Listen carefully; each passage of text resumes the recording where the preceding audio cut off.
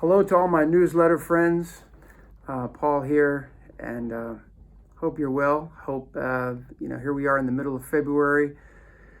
I hope you have some clarity about this coming year as you make decisions about what you should do. That's kind of where I'm at. I'm finally getting some clarity on what to say yes to, what to say no to, how to balance our so we have a healthy spirituality, a healthy heart, a healthy life, healthy families, as well as doing the ministry and the things that God has called us to do, whether in your local church or itinerant ministry, etc.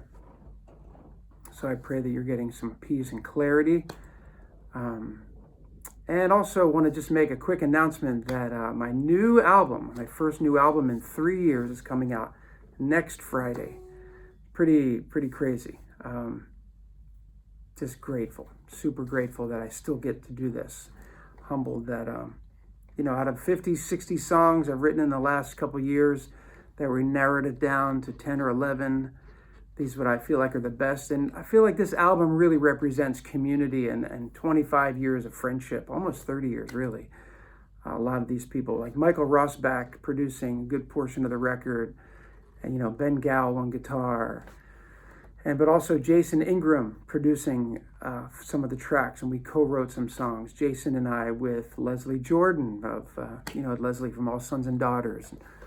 She also sings on a track, such an honor, as well as Carrie Job sings with me on a song that my wife Rita wrote that Jason and I finished up. Really beautiful song called Marvelous Things. And then a couple songs produced with Ben Cantillon. So awesome to work with Ben. Ben is just an amazing guy. And we took these songs, one song that I co-wrote with Brenton Brown, What a Good God. And I think I may have shared, or maybe I didn't, but it was, the song started with Brenton just talking about, how he lost everything, really. He lost his home and most of his possessions in the fires, the Malibu fires, over almost 2 years now, a year and a half ago. So, and yet how he just sensed, he wasn't trying to be Pollyanna about it or overly positive, but he just said, yeah, it's been super hard. It's been the hardest thing in my life. And yet we just sensed God's presence with us throughout this whole ordeal. We just sensed it. He's been with us in this battle. And as they seek to rebuild their life. So that song, What a Good God, sort of started just with Brenton and I. And then the other song with, was a great opportunity to, I've known these guys from afar, Chris Brown and Pastor Stephen Furtick of Elevation Worship. We've all been, we've all played their songs. We've been blessed by what God is doing in that church, and it was a real honor to go and share for a day with their team and encourage their many campuses and encourage some of their young leaders. And I tried to share on just the pastoral heart, our priestly heart, our heart to the Lord, cultivating a healthy devotional life, but also how do we pastor others and use the vehicle of music to pastor and encourage others when we lead. So that was a real gift. That's called Heaven is Where You Are. And Chris Brown sings on that with me. He does a vocal duet thing. And, he's an amazing guy. What a voice. And Pastor Stephen Furtick had a lot of great lyric ideas. I can relate to the thief who hung beside you and received the gift that he could never earn. You just imagine, when Jesus on the cross and he's thieves on both sides, and yet the thief called out for mercy. And anyway, so that's called Heaven is Where You Are. You can actually hear those now, and you can pre-order this album now, okay? So, nowadays, nobody buys CDs. I get it. Nobody buys, but you can pre-order, and it helps a little bit. Otherwise, most of us, we stream a lot, but albums that I like and people that I believe in, I go ahead and I pre-order it. I actually order it. I ordered Matt Redman's a couple weeks ago. And anyway, if you want to do that, it helps just a little bit. Or if you do go stream it or pre-order, would you just maybe leave a comment on Apple Music. That would be cool if you're an Apple Music person. Just leave a comment if you like the song. All that helps a little bit.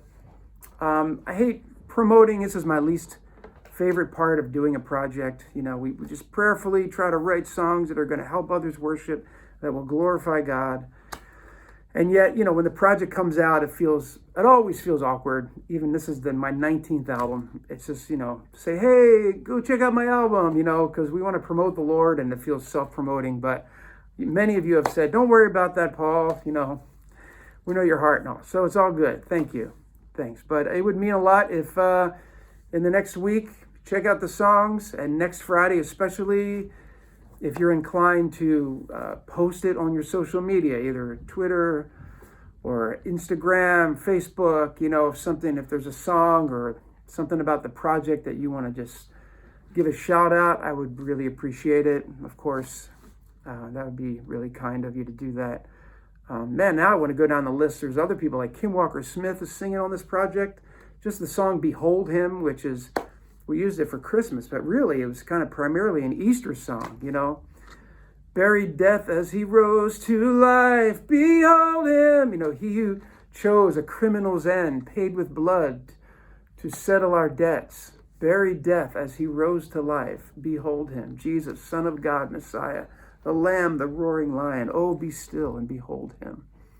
So, and Kim I love what Kim did on that. So anyway, a couple other special guests and co-writes that I'm leaving some people out. So, but to me, it represents years of friendship and community, people that I've gotten to know, just being involved in the worship community worldwide, and just people that you cross paths with and say, hey, sometime maybe we can get together and see if the Lord would, drop a song in our laps, drop a song in our hearts. So anyway, so thank you. The last thing would be next Friday, our CD, our project release party, if you will, or project is going to be at a worship conference in San Jose. So if you're in Northern California anywhere, or Nevada, it's a project called Anthem Conference, the Anthem Conference. It's in San Jose, and Brian and Katie Toralt will be there, and Josh Fox, and so you can look that up, San Jose Anthem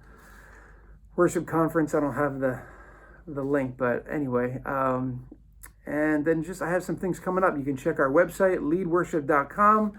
We've tried to update that recently, so there's some new dates. The last thing is we've put so many of our teachings now on our YouTube channel. So please go and subscribe to Lead Worship. Just go to YouTube, put in Lead Worship, all one word, or just put in Paul Baloche. They go to the same thing. And we've put our worship leading, all my teachings on leading worship, on how I think about putting a set list together, how I think about building a team, and then worship band workshop is there, songwriting resources. So we're just trying to serve you. If you have any ideas, if there's anything that you feel like, hey, Paul, I wish you would, and fill in the blank, please just send me an email at paul@leadworship.com. And I'm trying to just prayerfully think, how can I serve you? That's what I feel like I'm here for. And I guess the last thing, worshipcircle.com. That's coming up in a few weeks. We're about to start a new semester, and it's an awesome chance for, if you're a guy, we have small groups now, a guy or a girl. If you're a woman, you can maybe be in Rita Springer's group, or Kim Walker-Smith, or Meredith Andrews. But if you're a guy, there's room for 8 to 10 guys in my small group. And this is my 3rd year doing Worship Circle, and it's an amazing way to connect online. It's surprisingly intimate and effective in terms of praying for one another, encouraging one another, hearing your heart, trying to create a safe place where you can be real. So worshipcircle.com, you can check that out. And if you want to be in my small group, you'll figure out how to do that. Anyway, the Lord be with you. The Lord be with you. Thank you again for being interested in our ministry, leadworship.com. We started in 1997. Sounds so old-fashioned, but we've been just trying to run the race and finish the race and keep the faith, and I know that you are too. So I pray God's blessing upon you, that all of us, that we would all finish well. Amen. May God give us grace and strength to finish well. So God bless.